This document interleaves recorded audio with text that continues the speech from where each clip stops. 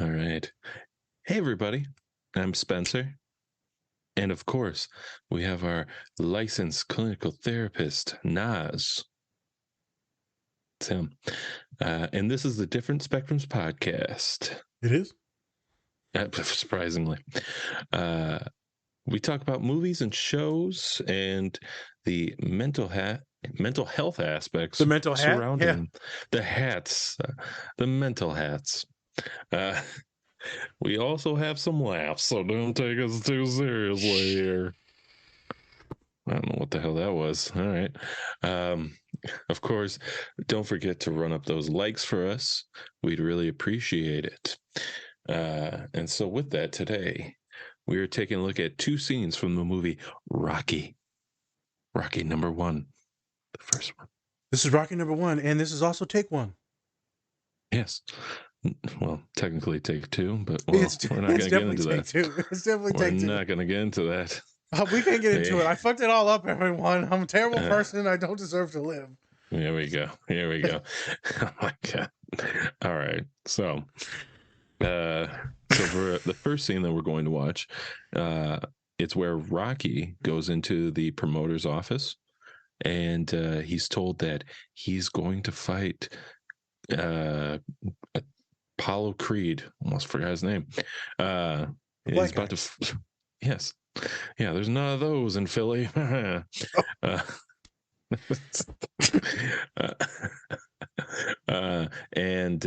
So in this scene, he's a little bit more on the scared side, right? Because this is all new for him. He's not really been in, offices. He's always on the street level of things, right? So we have that. And then the second scene, it's where Mick goes and asks him if Mick can be Rocky's promoter.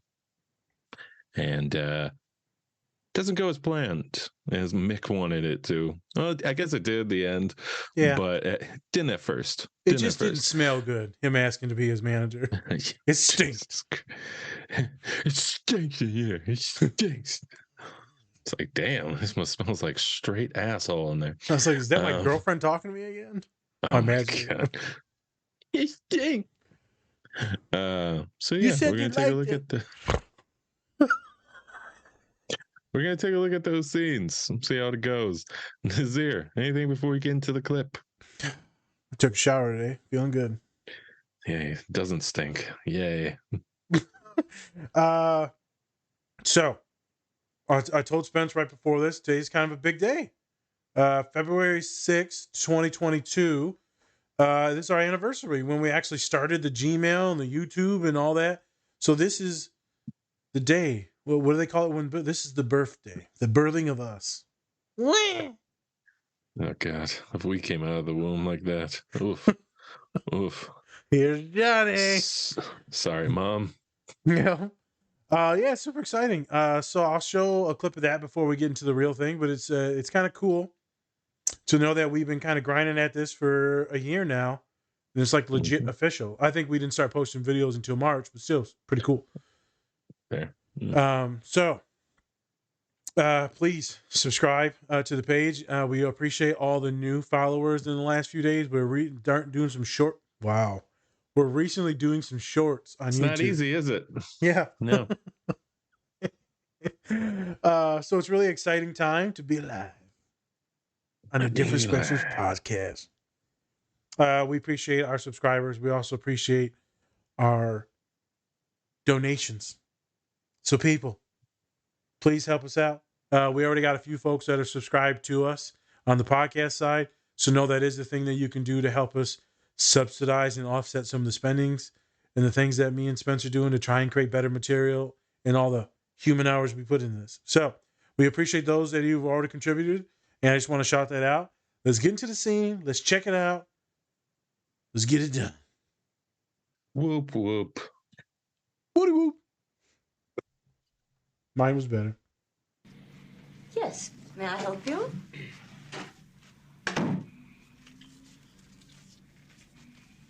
Oh, you must be Mr. Rocky Balboa. Mr. Jurgen's expecting you. Just a moment.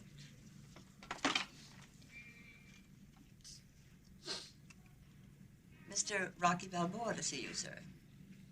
Fine. Will you please go in, Mr. Balboa? Can I have that? Oh, certainly. Thanks. Mr. Balboa. How are you? George Jerkins. Take a chair, please. Thanks. Mr. Balboa. Call me Rocky. Rocky. Tell me, Rocky, you got any representation? You have a manager? No, just me. Rocky, I've got a proposition I'd like to make to you. A sparring? Beg your pardon? Well, I know you're looking for sparring partners, and I just want to say I'm very available, you know. Sure you are. Absolutely. Sparring with the champ would be an honor, and you know what, Mr. Jerkins? What? I wouldn't take no cheap shots either. I'd really be a good sparring partner, you know. You don't understand me, Rocky. My proposition's this. Would you be interested in fighting Apollo Creed for the World Heavyweight Championship?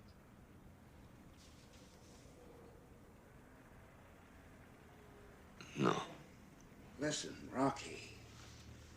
Apollo's seen you fight. He likes you. He wants to fight you. Well, it's just that you see, I fight in clubs, you know, and I'm really a ham and egg. This guy, he's the best, and it wouldn't be such a good fight. But thank you very much, you know. I appreciate it. You know. Rocky, do you believe that America is the land of opportunity? Yeah. Apollo Creed does. And he's going to prove it to the whole world by giving an unknown a shot at the title. And that unknown is you. He picked you, Rocky. Rocky, it's the chance of a lifetime. You can't pass it by. What do you say?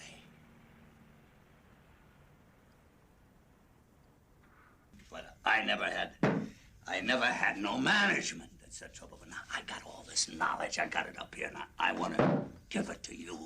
I want to give you this knowledge. I want to take care of you. I want to make sure that all this shit that happened to me doesn't happen to you. You know what I mean? The fight's set. Listen to me. I want to be your manager. You follow that, do you? The fight's set. I don't need no manager. But you can't buy what I'm going to give you. I mean, I've got pain and I've got experience. No, I got pain. I got experience, too. Listen, kid. Hey, look, Just hey, before- Mick. What? Look, I need your help about 10 years ago, right? 10 years ago? Right. You never helped me. You didn't care. Well, if you wanted help, I say, if you wanted help, why didn't you ask? Why didn't you just ask me, kid? Look, I asked, but you never heard nothing. Well,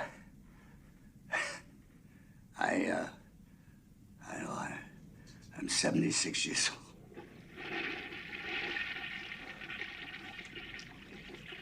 And,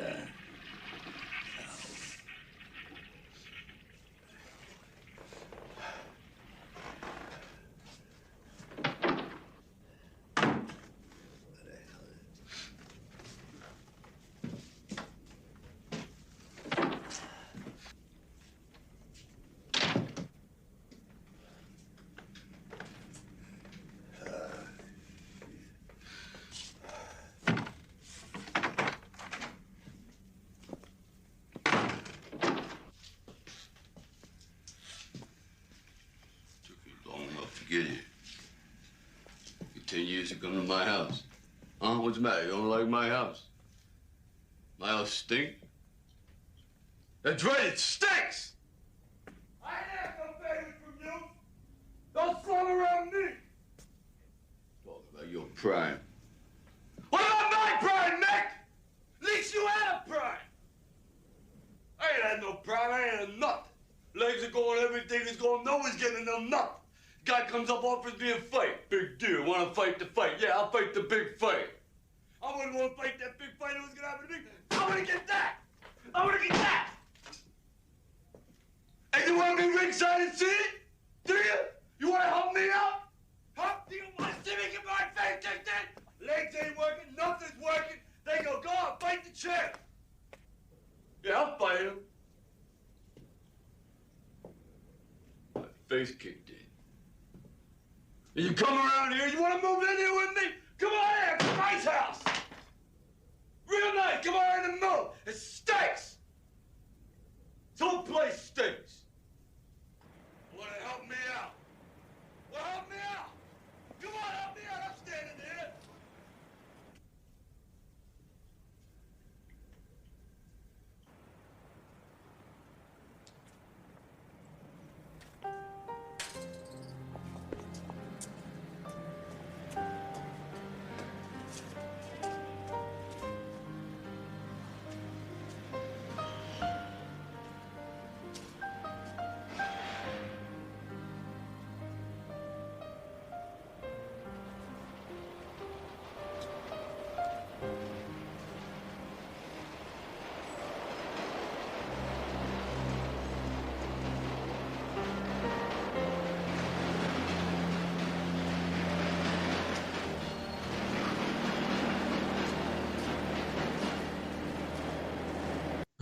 right.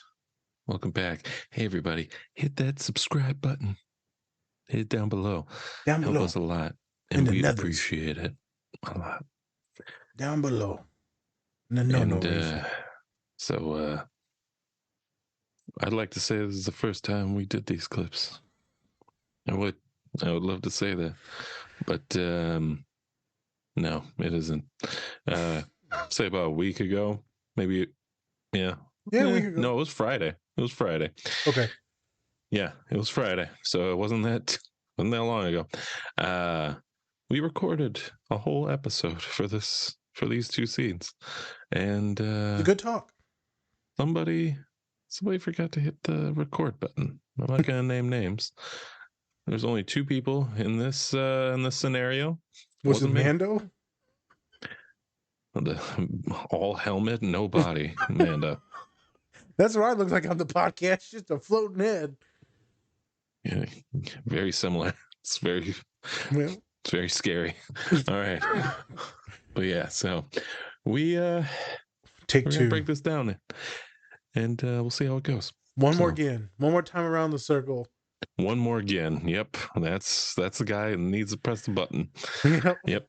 It's pressed. I can press it again. It'll stop the recording. No, we're good. Okay. We're good this time. Let's get into it. Stop wasting time. All right. Jesus Christ. I'm joking. All right. So a little bit of background on Rocky. It's about not really, he's not even an up-and-comer. He was like a never was pretty much in Philadelphia. And he's a loan shark, but he also boxes on the side. And throughout his whole career, he's just not done anything really. He's just fought in, small fights, things like that. And one day, Apollo Creed, the heavyweight champion, says, I want to fight somebody on 4th of July, and I want it to be special. So the promoter in the scene where he says like, oh yeah, Apollo's seen you fight and all that. He's never seen him fight at all. He literally read a piece of paper that said the Italian Stallion, and he was like, that sounds good. I'm gonna fight that guy. And and then the story goes on from there. And it's a story of Rocky almost winning. Not winning, but almost. Yeah, it's the story of my life. Never winning. Yeah. You got the chance, but you couldn't prove yourself. So you couldn't do it. I shouldn't have ate that popcorn. It slipped right through my hands. Longest yard reference. All right, here we go. And so for this scene, Rocky, who still is a loan shark, finally gets his chance to fight Apollo Creed for the heavyweight title. And you can really tell just by his body language that he's uncomfortable with the situation around him. Because it's like me anytime I'm around women. Uncomfortable. God. Shut up. Shut up. Okay, I'm sorry. God damn. Can't get through a sentence. You go, remember that time I was stupid? Yes. Yes. Okay. Fuck. All right. God, I'm not monetizing this fucking episode. Yeah. All right. So he's in the fucking office and he gets the fight.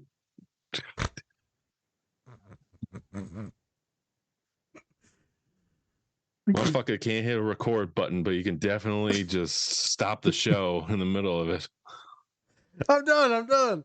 I don't give a fuck. I'm done. What do you think of the scene? You still had intro the second scene. No, we're doing that second. I'm not doing that right now. We're gonna talk about this scene and then we'll talk about the next one. Okay, Jesus. we'll get to it when we get to it. Yeah. Jesus. Actually, watching it the second time around, it hits a little bit different. Real talk. I didn't realize on how avoidant he was. I saw that he was insecure and didn't really want to do it and downplayed himself. But I didn't see that he didn't make much eye contact at all throughout the entire scene. He was even hesitant to move his head to look at him. Yeah. So that's an anxious individual, also very neurodivergent in some of those reactions. Hmm. I did not see that the first time. The first Right. time we recorded this, we talked a lot about self doubt, not trusting or believing in yourself, thinking that you're unworthy for the things that you kind of deserve. Technically, you didn't deserve that match, but it's neither here nor there. So it was a good scene that we'll break down about some of those other things that are going on. I think the thing Hmm. that stuck out is just how avoidant he was. Right. Yeah. Yeah. For some reason, I experienced both of those scenes differently today. Yeah. I definitely think also for the promoter, he is just talking is what he needs to have Rocky into the fight, even though Rock knows that he'll get beat. Like, and I think that's what he really tries to avoid in this throughout the whole thing is just not being embarrassed. That's a really big thing for him is making sure that he doesn't look Yeah. like a fool. And that's why he says no at first, because he doesn't want to take a fight and lose. But it's not, I don't think it's just losing though. I think it's I just want more to get like, pummeled. yeah, just destroyed, and then nobody will look at him the same. There was a scene before this where there's a girl on the corner and she's talking like with all these like I guess hooligans whatever, and he's like, no, you got, and then he starts walking her home and stuff and like trying to give her advice on what to do. So he's trying to be like a very positive influence on somebody, right? And then once he drops her off at the door, she's like, pervert. And then she like flips him off. Jesus. Yeah. Um, so it's, and then in that scene, you can really see like the embarrassment on his face, and he just Mhm. doesn't want that, especially The shame. around the whole city of Philadelphia watching you, and Yep. probably the world too, since it's going to be televised. Like, you know, he knows that. And we also talked about last time of how he was more of a street personality Yep. rather than being that corporate side of things.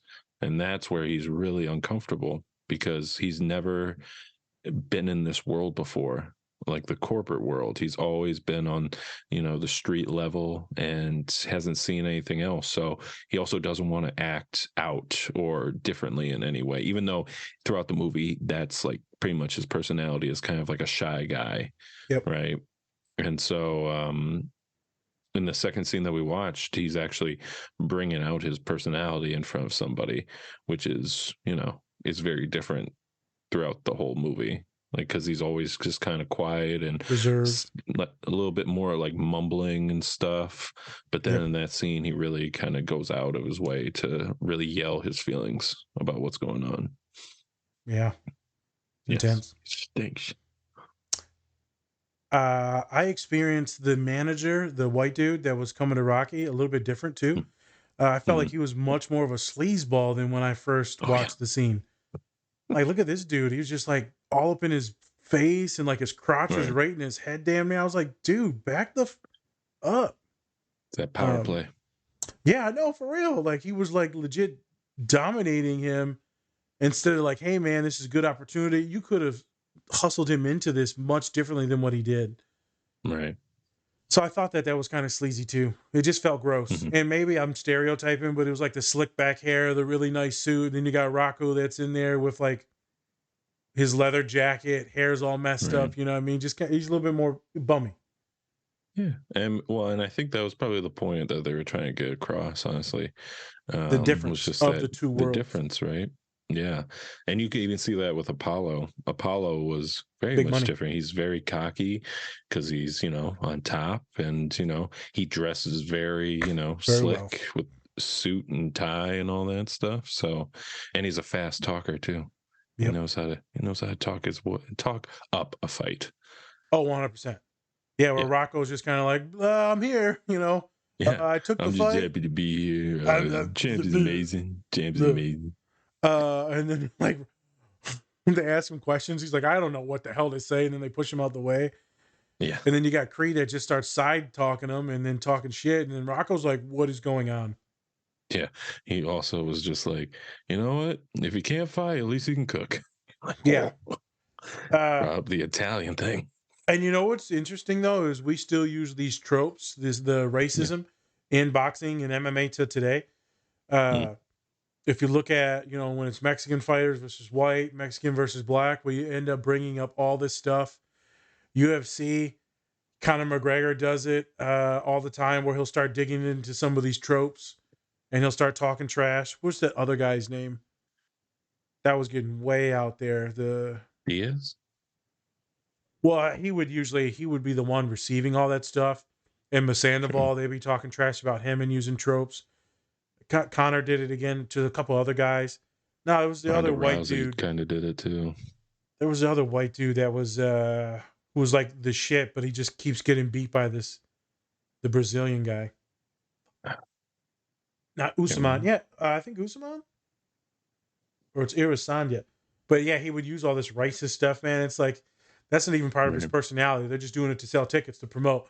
Because you hate one, you like one. Every fight, even in WWE, you need a heel to sell a fight. You Right. need a heel. Well, and that's the thing, right? This is as I mean, that's one of the oldest things about fighting. It's always been just talking trash. Muhammad Ali did it. Yeah, I believe with Joe Frazier. Well, he did with everybody, but Joe Frazier, he was really going at. I think he called him like a monkey or something like that, or like a gorilla.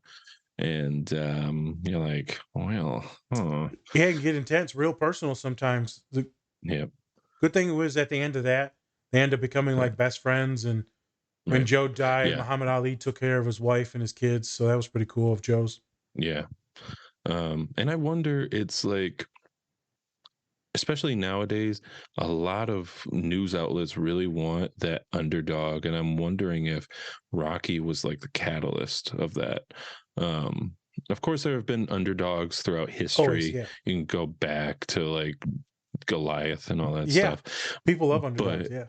they do. But it's like with sport, it's just like everybody wants that Rocky, that underdog, that nobody who then all of a sudden faces like a big challenge and wins, or, at least come close, right? Um, and I just wonder if like Rocky was like the big catalyst for that, because that's one of the biggest ones, especially in like sports movies, that I can really think of, Yeah. That with right? the old school ones would be that and something like maybe Rudy back in the day. Rudy. You Yeah, but Rudy, that one, I guess I would go in the same thing, but his ass only got in for like 5 minutes in yeah, the a couple game. plays. Yeah, but people are hyped up. So it's true what they said, you live long enough to see yourself become the villain. Hmm. So you can die a hero. So it's kind of like the Patriots. People might have Right. liked the Patriots back in the day. They kept winning, then you hate them. Kansas Yeah. City, they keep winning, now you hate them. It's Right. always like Golden State. You liked them when they were struggling. Maybe they won one title, and then now you hate them because it's just too much winning. And Fair. so a lot of us humans are not in that 1%, and we want to root for the other 99% Yeah. because we see Um, our reflection in those teams. I agree. And then even like with the old school Bulls, it was the same way. Like a lot of people, not in Chicago, did not like the Bulls because they're like, they just keep winning. You keep winning. I was a kid. I didn't know what was going on, so I was rooting for the Jazz. I also thought the colors were cool. I just Oh thought the yeah, they purple did have and cool jerseys. yeah, the They did jerseys have were cool cool, so I jerseys. liked those.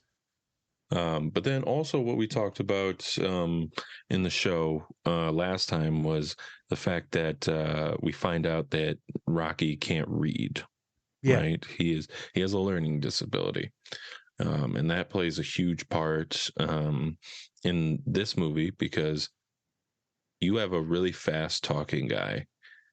A lot of people with any type of learning disability, obviously, you need time to process certain there's things, and stuff. once you have somebody who's just like, well, we're about to do this fight and you should do it, come on, come on, come on, come on. Especially with like this promoter, it's hard to say no, really, because even though you feel like you can be embarrassed and it's not the best idea, probably, he's going to talk you into it because you don't really know any better. And Yeah. that's one I think we'll probably do Rocky 2 at some point, especially when he's, you know, And we'll he's touch on finally that. gets all these commercials and stuff, Yep. but then they find out like he can't read the cue cards. Um, and then also with that, then you kind of get to see the relationship with Adrian and Rocky kind of grow, which is pretty cool too, in Okay. my opinion. So yeah. So maybe I'll start therapizing some stuff, that scene now Yeah. that we brought up that.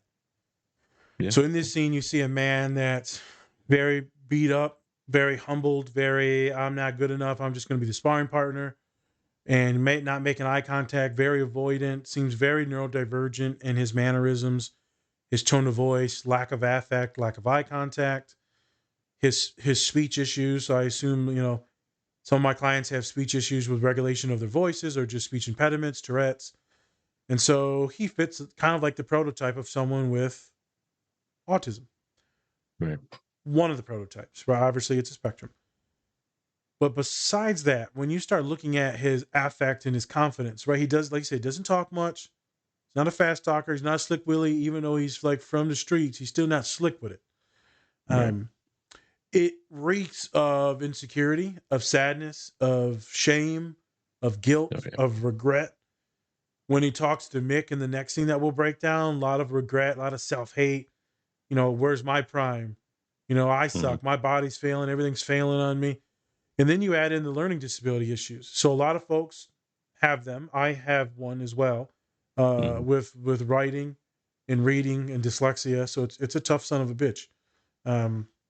Yeah, if those have follow us on the pod or Instagram, you know sometimes I mix up the words. And Spence knows just from my text messages. Yeah. Yeah. What do you say? Yeah. You don't like the spaghetti and the sandwich meatball? Now let's clarify what you meant. Do you want to go for lunch later? Oh. But in there, man, I was talking to a student the other day. Having the inability to process things very quickly, very rapidly, to understand, to articulate yourself, very Mm-hmm. tough. The inability to gain confidence in class and school, right? Everyone's reading at their academic level, their grade level, and they're like, you're slow and behind. It's Mm-hmm. you end up hating yourself so much. Why am I different? I must be stupid. And you keep Mm-hmm. hearing that you're stupid, getting bad grades in special education. You get behind, behind, behind. It's going to make it really hard to advance in school. It's going to make it really hard to love yourself, to be in healthy relationships. It could lead into more alcohol and drug usage. Could lead you down more of a violent path, or like even selling drugs, the pipeline to prison. Uh, we didn't touch on this last time, but you know, if you look at the statistics for white individuals versus students of color, Mm-hmm. you categorize everything like you equate everything with economic level. So not like rich kids versus poor kids. Like everyone's poor. Keep everything the same. Only thing that's it's white and black or brown. Teachers are the same. Everything's the same. The white kids will continue to move on throughout school at the normal reading paces. The black and brown bodies will start to fail out mentally by fourth and fifth grade. Fourth and fifth Mm-hmm. grade, they're checked out. They're no longer doing this thing, Mm-hmm. which is really sad to know that a lot of us Yeah. check out in that age. I think I checked out probably in second grade. One of the things that can combat, there's many things that can combat it, but one of them that can combat it is having a brown or black teacher. That can Right. actually propel you to start doing better in your classes, and like you can see yourself in them. So it's one of the things that's really scary is, you know, Rocco's a white dude, but with this learning disability, it already starts to segregate you from the population. Yeah. And that perseverates in everything. You doubt everything, your choices, your decisions, your friends. And so you could see where Rocco could have been a stud of an athlete. Mm-hmm. But since he didn't have this right path and some other things and growing up poor in Philly, learning disability, it reeks on him. And the choices of now being a loan shark and his body being blown out. If he had some better guidance, maybe better teaching, maybe more affluence and more money in the family, he could have got some teachers to help him out with his learning issues.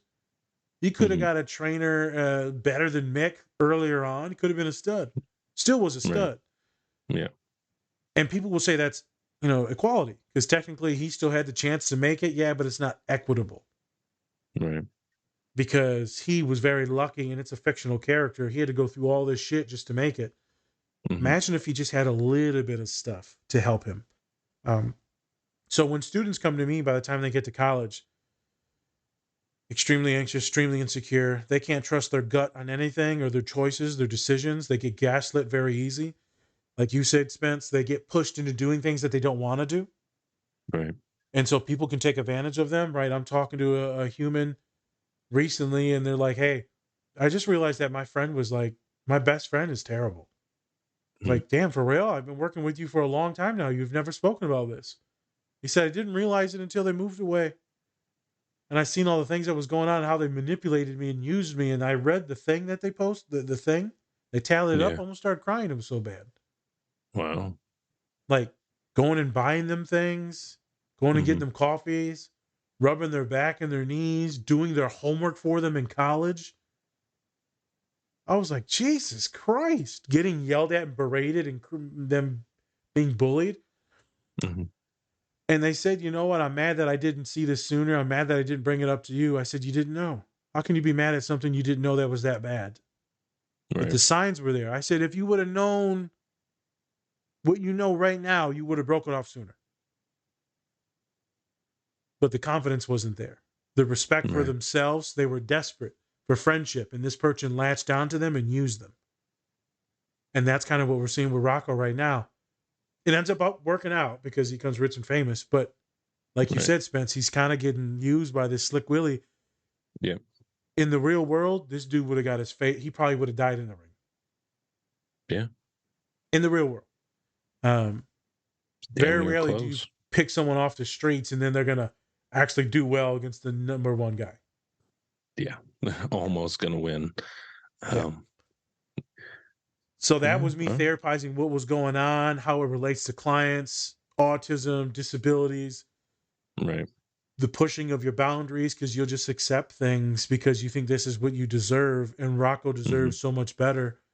And thankfully, in this movie, in the trajectory, and with Adrian, he figures Hmm. out that he does deserve more. Yeah. And I think with that, then, since we're talking about mentors, let's get into the next scene. Let's do it. So, um, so before the second scene happened, there was a fight between Mick and Rocky in the middle of the gym. Not really a fight, more of like an argument Argument. where, yeah, more where Mick or Rocky says like, "Hey, like, why don't you respect me? Why don't you train me? Like, what's the deal here?" And Mick is just like, "You're a bum. You you're just a loan shark. You're not really in it to win the fights Yeah. because you just got lazy and all that stuff." Calls him out in front of everybody in the gym. And this was before Rocky found out that he was going to actually fight Apollo. And then afterwards, Mick comes in and he's kind of pleading with him to be his like manager, right? Even though the fight's already set and all that. Yeah, it's a great scene to show just how, Intense. yeah, it really shows how things can change once you have a little bit of fame, just a little bit, right? And how people are just trying to latch onto you even though they didn't see anything in you before. um I really related to Rocky in this scene, especially where it's just where he's yelling. Even though beforehand, when Mick was in the room, he was kind of just talking to him, be like, "You didn't help me before. Like, I needed you back in the day, but now you just want to be part of what I'm doing." Where are you? Where Hmm. were you? Yeah. And so I really related to Rock because um, I've had those moments where somebody's like right there in the room with you and you kind of soft spoken, but then once they leave, you just kind of thinking things over and you're like, what about what I wanted? What about my prime? You didn't see anything before, and now you finally do. I see. So really love the scene. Yep. Also with Mick, we've talked about it before, but with Mick, you can just see like he's just trying everything to really get Rock on his side to really get him as a manager so that then he can finally have that winner in his He's corner. manipulating him so hard. You need Yeah. a manager. And I'm like, Jesus Look at Christ. this is when I was young in my prime. Yeah. Like, But I ain't had no manager. it's like, what did that have to do with it? You getting your face punched in with nails? Yeah. No sense. Jesus, Mick. I didn't realize how much I hated him until I seen these scenes. Because you end up liking him later, but he's still kind of a shithead. Jeez. Yeah.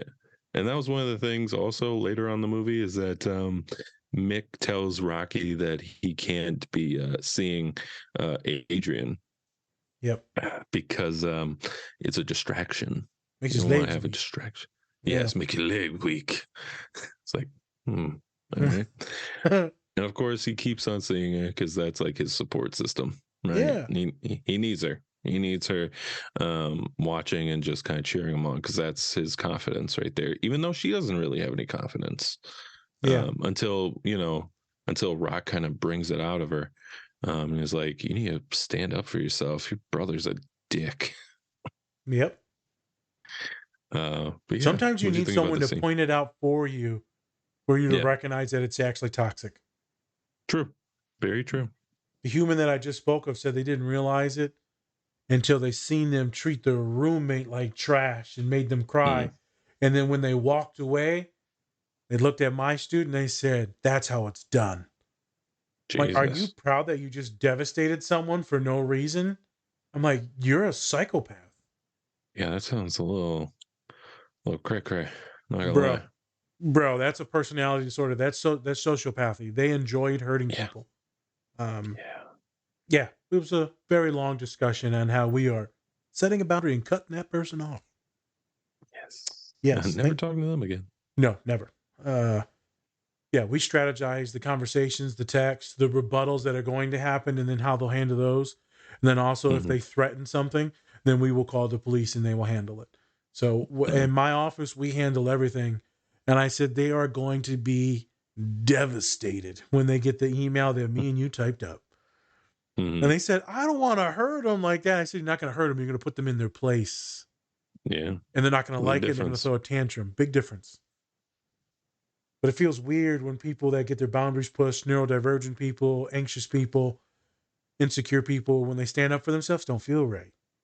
Don't feel right. So there's a lot of complex emotions because we don't want to hurt nobody. So this scene, watching it the second time now, technically the third time, because we watched it once just to figure out what we wanted, and then we watched it last week to record it.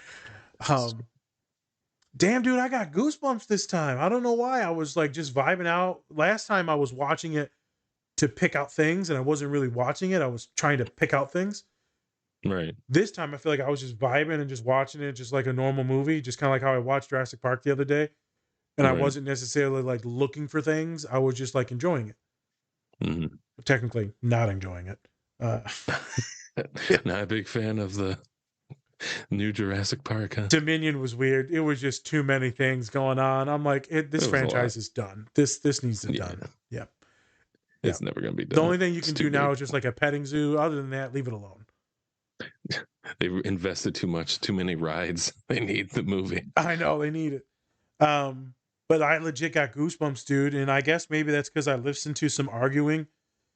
The last few days, right? I've had some clients like talking about some stuff, and so I've been engaged in some yelling. And then I watched that Stephen A. Smith thing today because today's February 6th. There's a lot of toxic yelling, and I could feel my heart rate and my tension going up. Right? I was like, oh, it was it was kind of triggering. Right. And so then I seen this scene, goosebumps immediately because his temperament. And then I also kind of felt like crying too. I was getting like choked up because there's just so much pain in Rocco. There's so much sadness. By pain, I mean sadness. I mean depression. I mean a complete isolation, loneliness. He's living in a crap house, crap life, no respect. Kid calls him a pedo. Like, Yeah, Your pretty much. the gym guy says you're a piece of shit. Get out of my gym. You're a loan shark. That's just you're not even a loan shark. You're the guy, the muscle for the loan shark. Right. There was so much sadness. That was actually really like me and you talked about. That was actually pretty good acting in that scene. Very good Mhm. acting. Surprisingly, like, yeah, he does great acting. That was really the emotion. Is you want to see me get my head kicked in? Huh? You want front row to watch me die out there? Where are you? My body's failing me. My mind's failing me. I can hear my students. No one loves me. Hmm. No one talked to me. I finally meet someone and they hurt me. What's the point now? Fuck it. I might as well kill myself. That's what Rocco was saying. He's like, you want a front row seat of watching me die? You're sick. Hmm. You're sick for wanting to watch this. Hmm. Uh, I've had students, yell that in my office, that same gist. They were screaming at me. It's like, damn. So, very intense scene. Obviously, Hmm. it turns after he walks out, Mick, and he's like, hey, shakes hands. Me and you made Yeah. fun of like how Yeah. Mick was like, oh shit, you about to whip my ass? He about to punch me in the face. So fuck. Yeah. Yeah. Like he You didn't got a kill. nail in your thumb? Oh, Jesus. Tech. Yeah, I mean, I'd be scared too if the dude just got done cussing me out for 5 minutes. Yeah. Also with that, with Rock, his realization that he actually does need Mick is so fast. Like I don't think it would have hit me. I would have been in my emotions It's way too so fast. far. He wouldn't have been down the street. He would have been at home sleeping. I'd be like, hey, It would have been the hey, next day or something. Like, hey, bro, yeah, hey man, can we actually like remember that link time I up? tried to murder you in my house? Remember the time you were in my stinky ass house? Jesus. Remember that time I pulled that knife out on you? I ain't mean that shit, Oh, bro. I ain't mean that shit, bro. Jesus. Come on, bro. Come on. But you're right. That's a good Yeah. point. There's no way someone's de-escalating from No, 150 to zero. There's no way. yeah. That's pretty impressive for somebody, especially that needs more time to process anything. Where he's just like, ah, fuck, I gotta go down there. Devil's advocate. I think the only way that could happen is when you're not actually mad at Mick, you're mad at yourself and the world. Then maybe you Hmm. can bring it down because it's really not about Mick, it's about you. Because that whole time he was yelling, it was mostly about him. Right, He was mad at Mick too for like not being there and not reaching out, but that could be right. the only way where you could, because if you actually hate that person in that moment, you're not backing down. If it's more Hmm. self-directed anger, but it's being projected onto them, maybe you can come down. Hmm. But maybe I don't know. Maybe Rocco was like, "Fuck, man, I am about to die in this ring. Maybe I do need this guy." Like, Yeah. Please let me run after chickens because I can't do this. oh yeah, Can't we're definitely doing a reel on that scene. So fucking running with chickens. you're right. It was quick. Also, it's this movie is just I do love the underdog story, but I love the fact that they mixed in like a love story, but it wasn't like overpowering, right? It wasn't Yep. an overpowering thing. It was part of the story, which is great. And then actually, once you read about what went into like Rocky, about how Sylvester Stallone was like broke and was about to Oh sell yeah, his talk about dog, that. which is in the movie, like the same dog he was about to sell is in the movie, and how he was like, yes, I'll give you my screenplay as long as I play the main character, because they had like a bunch of different famous actors that might have played him. And yeah, and just how the underdog story in this is how I think that's how he really um played this role, was because it felt so personable to him. Yes, there was um real emotions. yeah, It for wasn't sure, no fake for stuff. It sure. wasn't no like get stung by a bee and then swell up with your eyes. Like it was. It was real. This actually meant something. This is a story of his comeuppance. Mm-hmm. It Yep. is, it is. Yeah. If I was Rocco, Mm-hmm. I've been where he's been at one time. where I blew up. So this was this is such a small thing, but right. I mean, folks know on the pod, right? I'm a big boy, play collegiate ball. High school, I went to a really good high school. Um, well, it's in the playoffs all the time. Coaches were like in Super Bowls and stuff like that. This was like a legit school in Michigan. And so I remember we was on the JV team. So this is like 10th grade.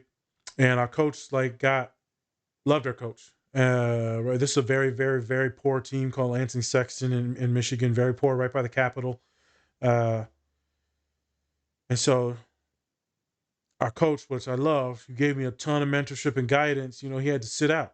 He was sick or something happened. He couldn't come to the game, maybe 2 games. And something happened with him and the head coach too. And they made him take something happened. They made him take like a week off. So they had this other dude take over. So okay, he was kind of different. You know, it's just I didn't really enjoy him. I thought he was kind of fake. He was talking trash about the other coach, and like I'm like, damn man, I kind of love this other coach, man. Like this is my guy. Right. And then we go play the game, and we actually do really, really well, and I do really well. And he says, "See, we don't even need that coach." I lost my shit. The head coach for the senior team called me. He was like, "Bro, what is going on?" I'm like, "No, man, fuck that guy. Piece of shit talking about a coach. This ain't got nothing to do with you, man. This is us. The underdog team." I literally lost it, swore up and down. I went bananas on the field after the game because it was so disrespectful. And this coach, Coach Coop, everyone loved this guy, man. I mean, this was a player's coach. And you're talking about the poverty of the poverty. Yeah. Like is so someone that shows you love, you'll die for this person. Right. And then to trash talk him, oh, I couldn't take it. And I blew up like my dad, Sam Zerker, blow up. You don't mess with people I love. You don't mess with people that invest in me and that love me, that love my teammate, my best friend. I'm not going to put up with it. And so I remember blowing up just like Rocco did on Mick. For real? Who are you? Where were you when we were grinding and losing all the games? Now that we're doing good, you're going to take credit? Nah, bro. That's ain't how it worked. And right, who am I? I'm some 15-year-old. Well, I'm still 6'2", 320 pounds. So Big old I've 15-year-old. Like, yeah, yes, sir. big old 15-year-old. Yeah, a running back had like the receding hairline way back to here and a full beard. Jesus. I had a full beard. Yeah, we were an old team. It was interesting. Yeah. Yeah, I remember blowing up like that, man. And like, maybe I hated that guy for the derogatory things that he said. I wasn't backing down from that. Rocco didn't really hate that guy. I mean, he was some discontent, but it can be intense to come down from that anger, boy, especially if there's some legit hostility. But the scene itself is more focused on not wanting to be embarrassed, shame for being where you're at in life, resentment for not getting the help or support that he needed 10 years ago.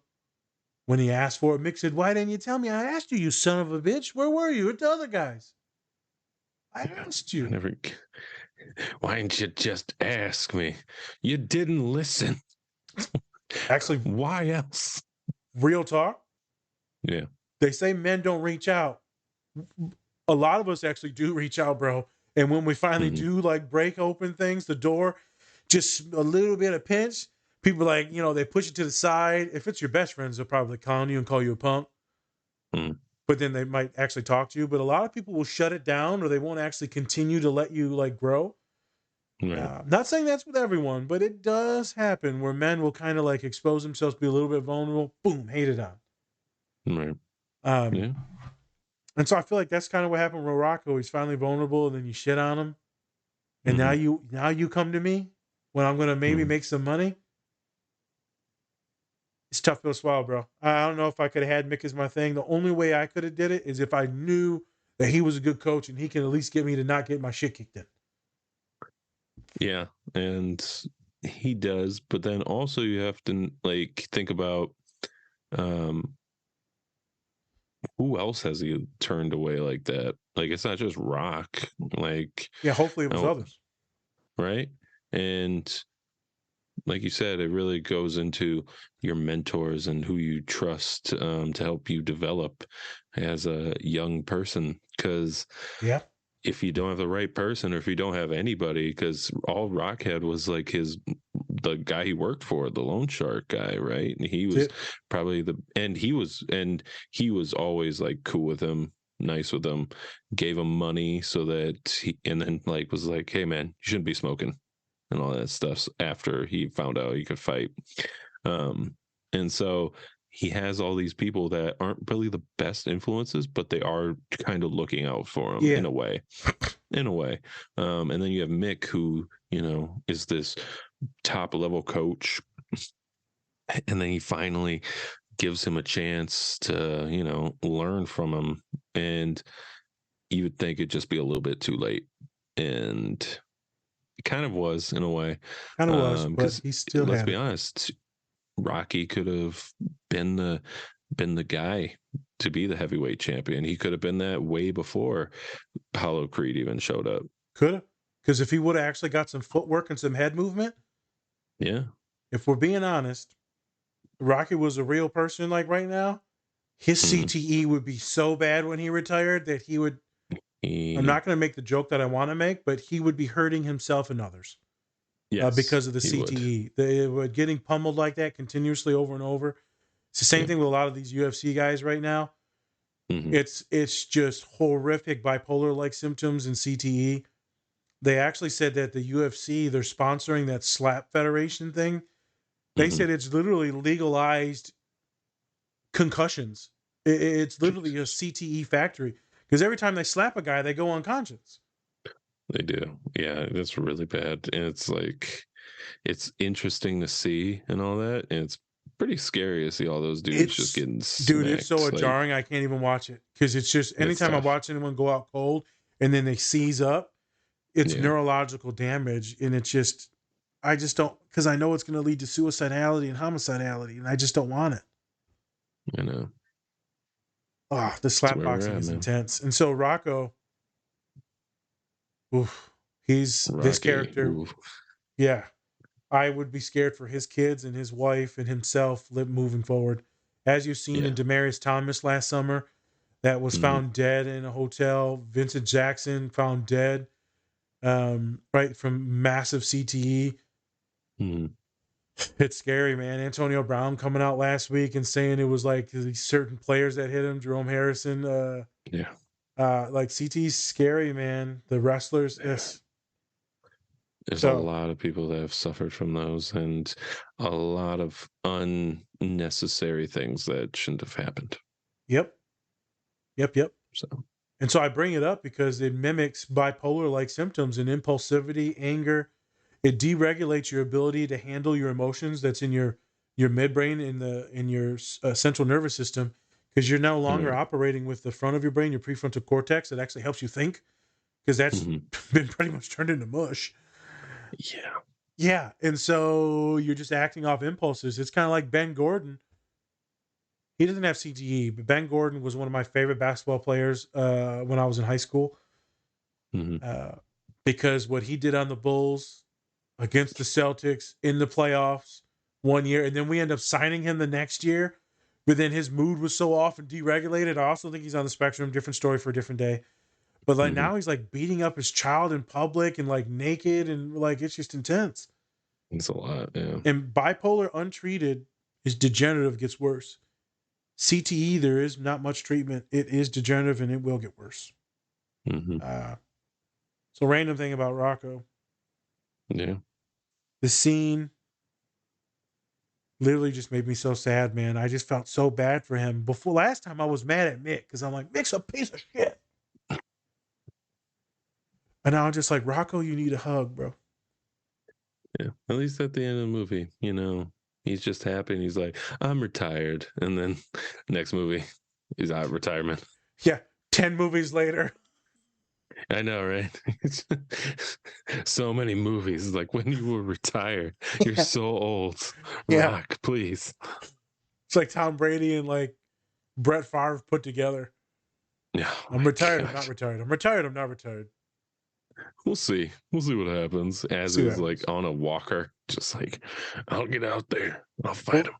there was that one boxing movie where it was Robert De Niro and someone where they're like old as dirt and they fight. Yeah, it was him. It was Stallone. Was it? I think so. Oh my Yeah, it god. was the um like the rematch or something like that. Yeah, I remember that. Yeah. And it was Sylvester Stallone and Robert De Niro. First of all, I think Robert De Niro is a couple years older than Stallone. Pretty sure. Oh my god, it was. It's called Grudge Yeah. Match. Oh, grudge match. Yeah. Jesus Christ. De Niro looked pretty good in that one. Yeah. I don't think he can mess with Stallone though. No, Stallone. but yeah, Stallone looks like he didn't work out for like a couple of years before that Yeah. movie. Yeah. He was like, I'm gonna put down the weight so I can match up with De Yeah, so I Niro. can match up with Robert. Yeah. It's crazy, man. Yeah. I love both of these scenes. We are gonna chop up some reels of random funny Mhm. things. I'll probably get that. I'll get to that next week because I'm just gonna be Mhm. chilling on vacation at Colin's house, and I'll just be recording Mhm. stuff because I won't be at work. But Awesome.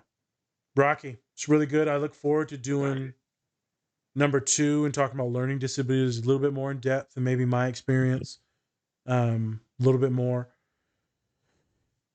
And then I'm sure we'll probably grab something from maybe Creed, like the new version of Creed, because that's all coming out. So we'll probably do one of Creed as well. And then I still Yeah. want to do Southpaw. And then me and you talked about Cinderella me, Man. Cinderella Man and $1 Million Baby. So there's some. $1 Million Baby is a tough one, man. That's just all sad. It's It's all all sad. sad, but hey, we're a mental health podcast. Fair enough. Fair enough. All right. So we're going to be signing out today. Thank you, everybody, for watching. Hit that like, hit that subscribe, follow button, all of the above. Subscribe. I'm Shaking. Spencer. That's Nazir. This is the Different Spectrums podcast. Much love, Bye. everyone. Peace. Peace. Tell me what you